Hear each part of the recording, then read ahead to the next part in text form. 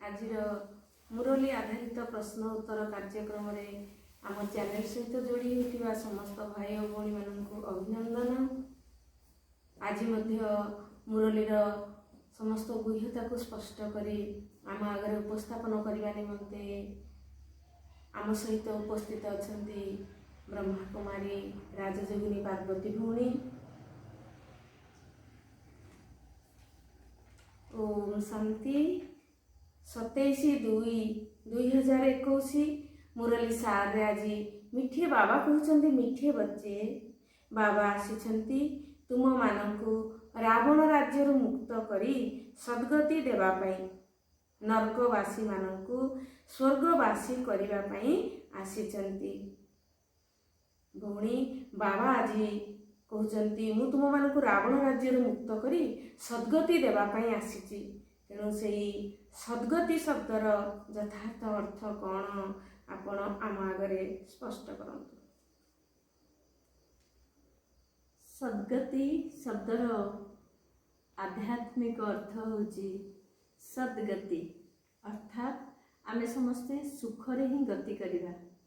कारण ए दुनिया सद्गतिर दुनिया आ दुर्गतिर दुनिया दुई भाग अछि।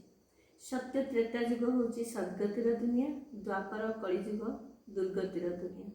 तेणु सत्य त्रेता युग को राम राज्य कहा जाउची बा स्वर्ग कहा जाउची, द्वापर युग कलिजुग को रावण राज्य बा नरक कहा जाउची।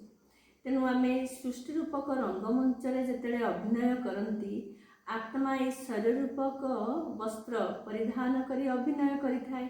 तेणु शरीर भितर जिते प्रवेश करिथाए आत्मा ताकू जीवात्मा कहा जाए। से जीवात्मा एठी जो जीवन यापन करिथाए सेथिरे से विभिन्न प्रकार दुख अशांति मुक्त।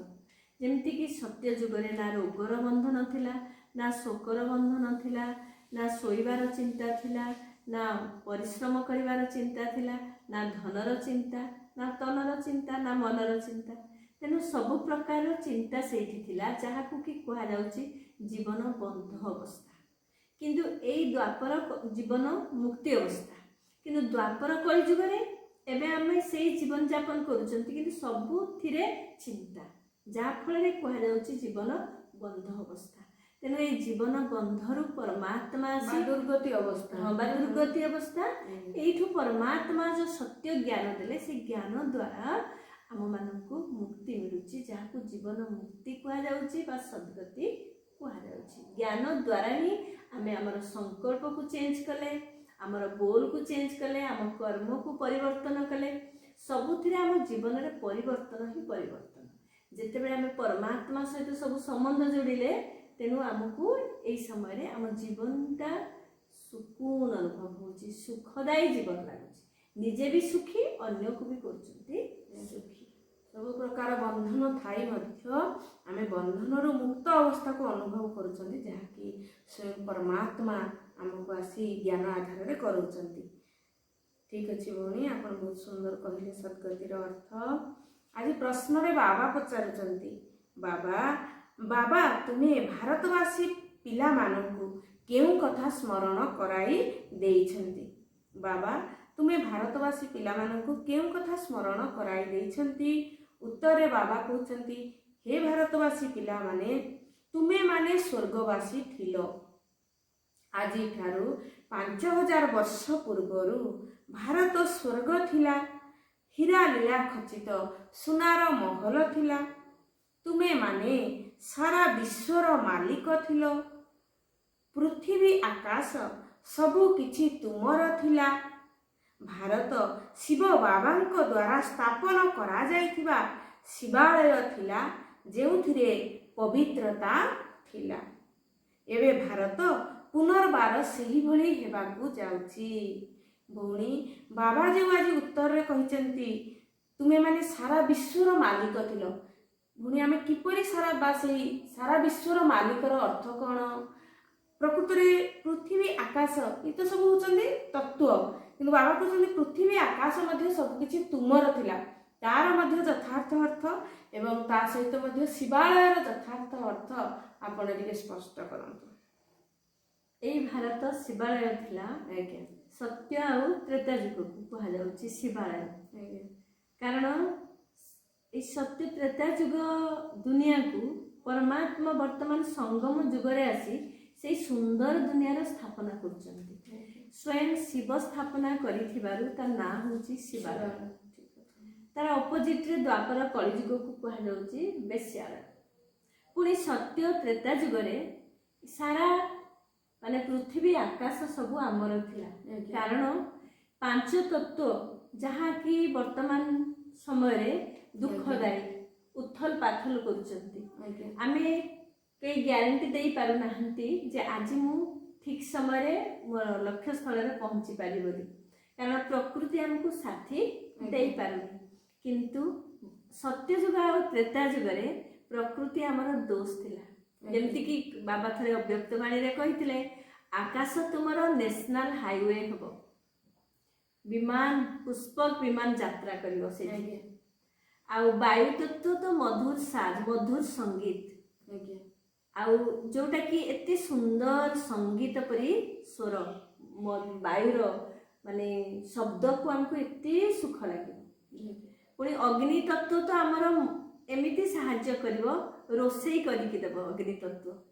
ଜଳ ତତ୍ତ୍ୱ ତ ତାର ଭ୍ୟାଲ୍ୟୁ, ତା ମୂଲ୍ୟ ଏତେ ଔଷଧୀୟ ଗୁଣରେ ଭରପୁର ଥିବ।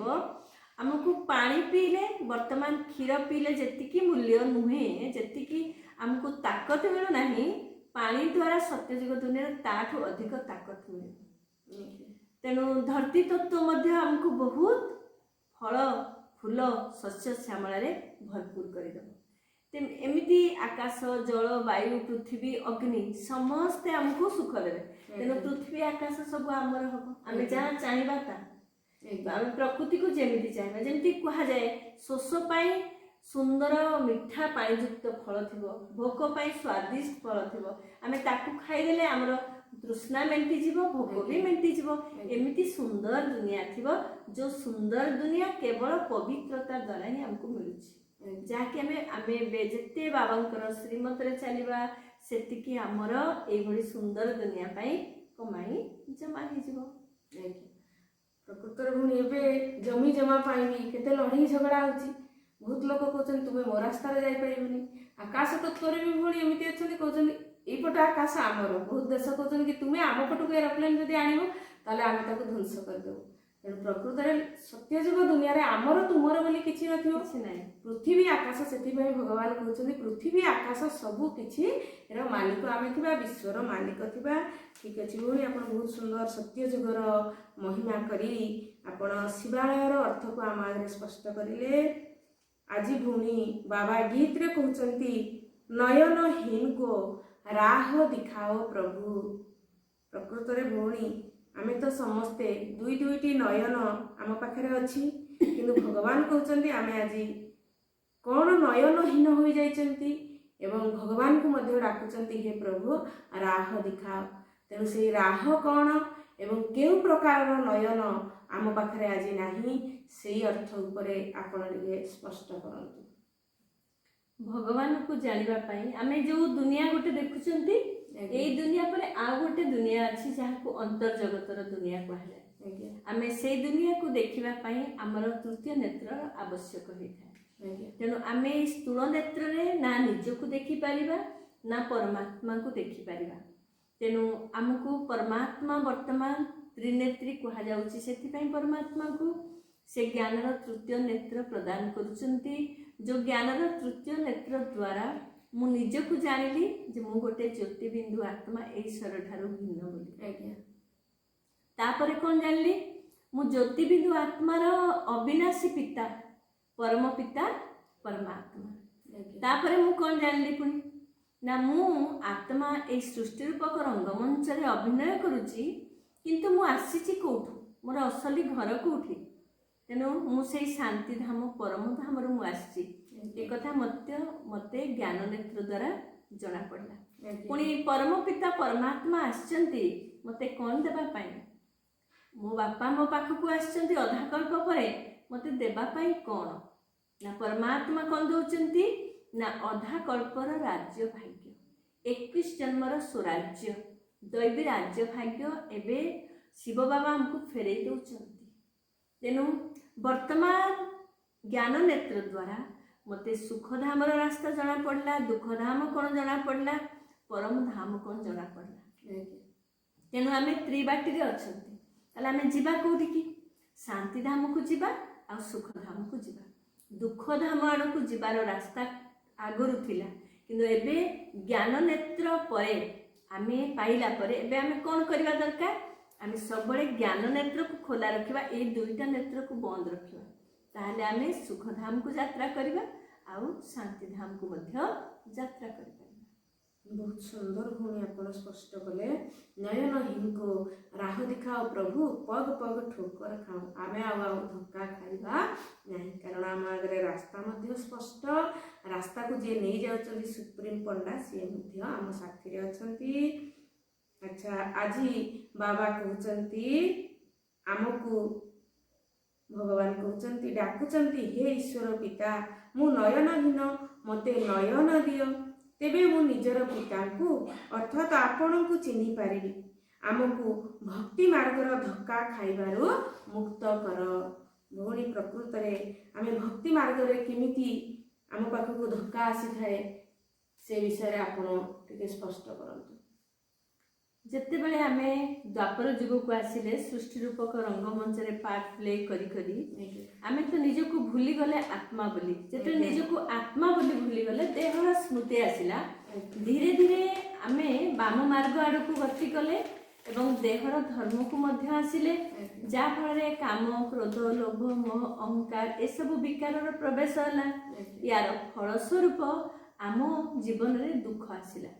ଯେତେବେଳେ ଦୁଃଖ ଆସିଲା, ଦୁଃଖରୁ ଆତ୍ମା ତ ସୁଖ ସ୍ୱରୂପ, ଶାନ୍ତି ସ୍ୱରୂପ। ତେଣୁ ଆମକୁ ବେଚେନ ଅନୁଭବ ହେଲା। ତେଣୁ ସମସ୍ତେ ଆମେ କ'ଣ କଲେ ନା ଆମେ ସେ ଦୁଃଖ ହର୍ତ୍ତା ସୁଖ କର୍ତ୍ତା ପରମ ପିତା ପରମାତ୍ମା ଶିବ ବାବାଙ୍କୁ ଖୋଜିଲେ। ତେଣୁ ପ୍ରଥମେ ଶିବ ପୂଜା କଲେ, କିନ୍ତୁ ଯେତେ ପୂଜା କଲେ ମଧ୍ୟ ଯେ ପର୍ଯ୍ୟନ୍ତ ଆମର କର୍ମକୁ ଆମେ ଶ୍ରେଷ୍ଠ କରିନାହାନ୍ତି, ଆମ ସ୍ମୃତିକୁ ଶ୍ରେଷ୍ଠ କରିନାହାନ୍ତି, ମନ ବଚନ କର୍ମକୁ ପରିବର୍ତ୍ତନ କରିନାହାନ୍ତି, ସେ ପର୍ଯ୍ୟନ୍ତ ଆମ ଜୀବନରେ ସୁଖ ଆସିଲା ନାହିଁ। ତେଣୁ ଆମେ କ'ଣ କଲେ? ଅନେକ ଦେବୀ ଦେବତାଙ୍କୁ ପୂଜା କଲେ। ପୁଣି ବର୍ତ୍ତମାନ କଳିଯୁଗରେ କ'ଣ କରୁଛନ୍ତି ସମସ୍ତେ ନା ଅନେକ ଦେବୀ ଦେବତାଙ୍କର ମୂର୍ତ୍ତି ଆଣି ପୂଜା କରୁଛନ୍ତି, ପୁଣି ତାକୁ ଜୀବଦାନ ଦେଉଛନ୍ତି। ତା ମାନେ ଦେବୀଙ୍କ ପାଇଁ ଯାହା ଯାହା ଦରକାର ସବୁ ଆଣୁଛନ୍ତି, ଜୀବଦାନ ଦେଇ ପୁଣି ନେକ୍ସଟ ଦିନ କ'ଣ କରୁଛନ୍ତି? ତାକୁ ଯାଇକି ଡୁବେଇ ଦେଉଛନ୍ତି, ପାଣିରେ ଭସେଇ ଦେଉଛନ୍ତି। ୟାର ଯଥାର୍ଥ ଅର୍ଥ କ'ଣ? ନା ଜାଣିଛନ୍ତି ଦେବୀ ଦେବତାଙ୍କର ଜୀବନ କାହାଣୀ, ନା ଜାଣିଛନ୍ତି ଏ ଦେବୀ ଦେବତା ମାନଙ୍କୁ ତିଆରି କଲା କିଏ, ନା ଜାଣିଛନ୍ତି ଏ ଦେବୀ ଦେବତା ମାନେ କେବେ ଥିଲେ, ଆମେ କାହିଁକି ତାଙ୍କୁ ପୂଜା କରୁଛନ୍ତି, ଏସବୁ କିଛି ରାଜ ନ ଜାଣି ସେମାନେ କଣ୍ଢେଇ ପୂଜା ଭଳି ପୂଜା କରୁଛନ୍ତି। ତେଣୁ ଏଥିରେ ନା ଜ୍ଞାନ ନେତ୍ର ମିଳୁଛି ନା ସୁଖ ମିଳୁଛି। ତେଣୁ କେବଳ ଧୋକା ହିଁ ଧୋକା। ସେଥିପାଇଁ ପରମାତ୍ମା ଯେତେବେଳେ ଆମକୁ ଏବେ ଜ୍ଞାନ ଦେଲେ, ତେଣୁ ଭକ୍ତିରୁ ଆମ ଭିତରେ ବୈରାଗ୍ୟ ଜାତ ହେଉଛି। ଯେ ମୁଁ ଯେତିକି ସମୟ ଘଣ୍ଟା ଘଣ୍ଟା ମୁଁ ପୂଜା ପାଖରେ ବସୁଛି, ସେତିକି ସମୟ ମୁଁ ଜ୍ଞାନରେ ସ୍ନାନ କଲେ ମୋ ମନ ବୁଦ୍ଧି କେତେ ପବିତ୍ର ହେଇଛି। କୁହାଯାଇଛି ଏମିତି ଭକ୍ତି ଦ୍ୱାରା ଧୋକା। ଆଚ୍ଛା ଭଉଣୀ, ବାବା ଆଜି କହୁଛନ୍ତି, ବାପୁଜୀ ମଧ୍ୟ କହୁଥିଲେ ଆମକୁ ପୁନର୍ବାର ରାମ ରାଜ୍ୟ ଦରକାର। ଗୃହସ୍ଥ ଧର୍ମ ଯାହାକି ପତିତ ହୋଇଯାଇଛି ତାହା ପୁଣି ପବିତ୍ର ହେବା ଦରକାର। ଭଉଣୀ, ଏ ଗୃହସ୍ଥ ଧର୍ମର ଅର୍ଥ କ'ଣ? ଆପଣ ସେଇ ଉପରେ ଟିକେ ସ୍ପଷ୍ଟ କରନ୍ତୁ। ସତ୍ୟ ତ୍ରେତା ଯୁଗରେ ପବିତ୍ର ଗୃହସ୍ଥ ଆଶ୍ରମ ଥିଲା, ଆଉ ଦ୍ୱାପର କଳିଯୁଗକୁ ଅପବିତ୍ର ଗୃହସ୍ଥ ଧର୍ମ କୁହାଯାଉଛି। ତେଣୁ ବର୍ତ୍ତମାନ ଯେଉଁ ଅପବିତ୍ର ଗୃହସ୍ଥ ଧର୍ମରେ କ'ଣ କରୁଛନ୍ତି ନା ଲୋଭ ବଢ଼ି ବଢ଼ି ଚାଲିଛି, ବିକାର ବଢ଼ି ବଢ଼ି ଚାଲିଛି। ତ ଏବେ 9 ପିଢ଼ି ପର୍ଯ୍ୟନ୍ତ ପିତାମାତା ସନ୍ତାନମାନଙ୍କ ପାଇଁ ରଖିଦେଲା ପରେ ବି ପୁଣି 10 ପିଢ଼ି ପାଇଁ ଚିନ୍ତା କରୁଛନ୍ତି। ଏମିତି ଆମେ ଯଦି ଦେଖିବା ପଶୁପକ୍ଷୀ ମଧ୍ୟ ତା ପିଲା ପାଇଁ କରିଥାଏ। ତାହେଲେ ଆମେ ମନୁଷ୍ୟମାନେ ଆମେ ଶ୍ରେଷ୍ଠ ପାଠଧାରୀ ବୋଲି କହୁଛନ୍ତି, ତାହେଲେ ଆମେ କରୁଛନ୍ତି କ'ଣ? ତେଣୁ ପ୍ରକୃତ ଜୀବନ ତ ତାକୁ କୁହାଯାଏ ଯଦି ଆମେ ଚାଲିଗଲା ପରେ ଆମେ ଅନ୍ୟ ପାଇଁ କିଛି କରିଥିବା। ଯଦି ଆମେ ଅନ୍ୟ ପାଇଁ କିଛି କରିନାହାନ୍ତି ତାହେଲେ ତାକୁ କ'ଣ କୁହାଯିବ? ତେଣୁ ପ୍ରକୃତ राम राज्य बापूजी चाहिए से कारण महात्मा गांधी को तो जातिर पिता कह जाए आ वर्तमान परम पिता परमात्मा आसचंती सारा विश्वर बापू तेणु परमात्मा भी आसी प्रकृत राम राज्य स्थापना करुचंती जो राम राज्य रे संपूर्ण सुख शांति पवित्र गृहस्थ आश्रम रहिबो जोटी की स्नेह सम्मान छड़ा आउ किछि नथिबो पवित्रता सुख शांति सबुथिरे भरपूर थिबो किंतु वर्तमान अपवित्र गृहस्थ धर्म रे जेते करूचंती जेते मेहनत कले मध्य एठी ना सुख अछि ना संतुष्टता अछि संतुष्टता नाही आज समस्ते जिते धन रोजगार कर दियंतु 10 जेनेरेशन पर्यंत तो भी संतुष्टता नहीं तापर जेनेरेशन पाई चिंता करूचंती किंतु सत्य त्रेता जुग रे हम समस्ते संतुष्ट थिले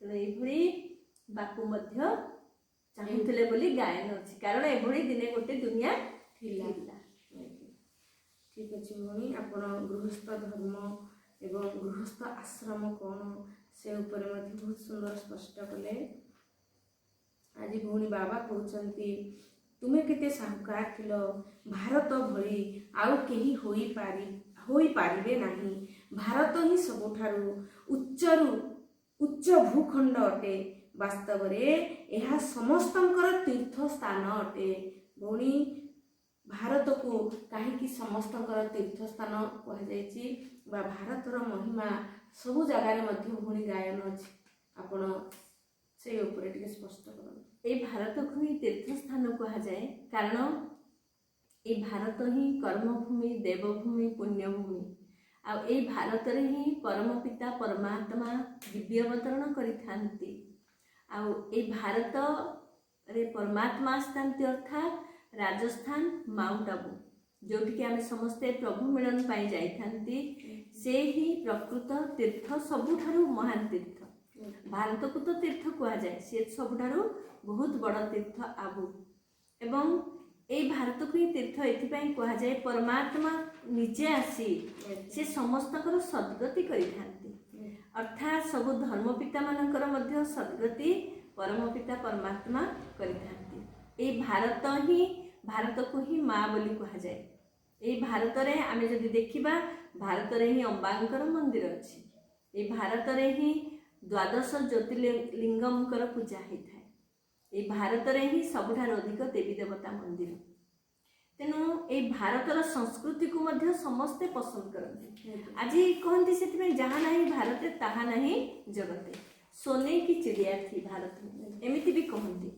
कारण भारत रे सबु किछि भरपूर थिला ए भारत ही सेथिपाई तीर्थ बोली कहा जाय भारत रे ही भूणी जोगर भी महिमा अछि सेथिपाई भारतर प्राचीन राजयोग शिखिबा पई साधु सन्यासी माने मध्ये ए भारत को ही आसीथांती ठीक अछि भूणी आपण बहुत सुंदर भारत देशर महिमा कले आज भूणी बाबा कहते सत्य जुग को कहा जाए फूलर बगीचा कली जुग को कहा जाउची कंटार जंगल भूणी फूलर बगीचा एवं कंटार जंगल शब्दर यथार्थता आपण बुझा समस्ते कहती फूल परी हुआ फूल सुगंध दे थाए फूल को देखिले ही समस्त को खुशी मिलता है फूल हर्षित चेहरा सहित तुलना करा जाउची किंतु कंटा थरे फोड़ी हेले रक्त बाहरी थाए दुख दे थाए तेणु कंटा अर्थात दुखदायी दुनिया तेणु सत्यजुग त्रेतायुग को फूलर बगीचा कह जाउची द्वापर कलिजुग रे आमे देह अभिमान दुर्गंध रे